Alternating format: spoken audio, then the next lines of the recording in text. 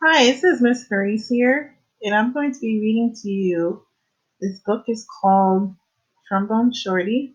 It is by Troy Andrews. It's illustrated by Ryan Collier. Where you at? Where you at? We have our own way of living down here in New Orleans and our own way of talking too. And that's what we like to say when we want to tell a friend hello. So, where you at? Lots of kids have nicknames, but I want to tell you the story of how I got mine. Just like when you listen to your favorite song, let's start at the beginning because this is a story about music. But before you can understand how much music means to me, you have to know how important it is to my hometown, my greatest inspiration. I grew up in a neighborhood in New Orleans called Treme. Any time of day or night, you could hear music floating in the air. And there was music in my house too. My big brother James played the trumpet so loud you can hear him halfway across town. He was the leader of his own band, and my friends and I would pretend to be in the band too.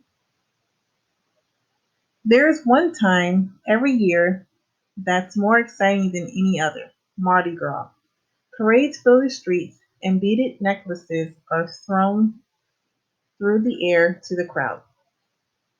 I love the brass bands with their own trumpets, trombones, saxophones, and the biggest brass instrument of them all, the tuba, which rested over the musician's head like an elephant's trunk. Where you at? Where you at? The musicians would call. All day long, I can see brass bands parade by my house while my neighbors danced along. I loved these parades during Mardi Gras because they made everyone forget about their troubles for a little while. People didn't have a lot of money in Chennai, but we always had a lot of music. I listened to all these sounds and mix them together, just like how we make our food. We take one big pot and throw in sausage, crab, shrimp, chicken, vegetables, rice, whatever's in the kitchen, stir it all together and let it cook. When it's done, it's the most delicious taste you've ever tried. We call it gumbo, and that's what I wanted my music to sound like: different styles combined to create my own musical gumbo. But first, I needed an instrument. The great thing about music is that you don't even need a real instrument to play. So my friends and I decided to make our own. We might have sounded different from the real brass bands, but we felt like the greatest musicians of Jamaica. We were making music, and that's all that mattered.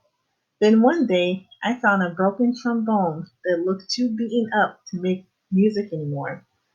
It didn't sound perfect, but finally, with the real instrument in my hand, I was ready to play. The next time the parade went by my house, I grabbed that trombone and headed out into the street. My brother James noticed me playing along and smiled proudly. "Trombone Shorty," he called out, because the instrument was twice my size. "Where you at?" From that day on, everyone called me Trombone Shorty. I took that trombone everywhere I went and never stopped playing. I was so small that sometimes I fell right over to the ground because it was so heavy. But I always got back up and I learned to hold it up high. I listened to my brother play songs over and over, and I taught myself those songs too. I practiced day and night, and sometimes I fell asleep with my trombone in my hands. One day, my mom surprised me with tickets to the New Orleans Jazz and Heritage Festival, the best and biggest music festival in town. We went to see Bo Diddley, who my mom said was one of the most important musicians of all time.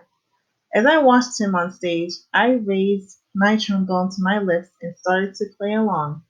He stopped his band in the middle of the song and asked the crowd, "Who's that playing out there?"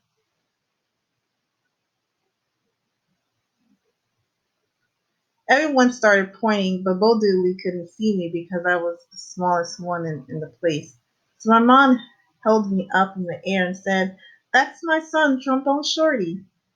"Well, Trombone Shorty, come on up here," said Bo Diddley.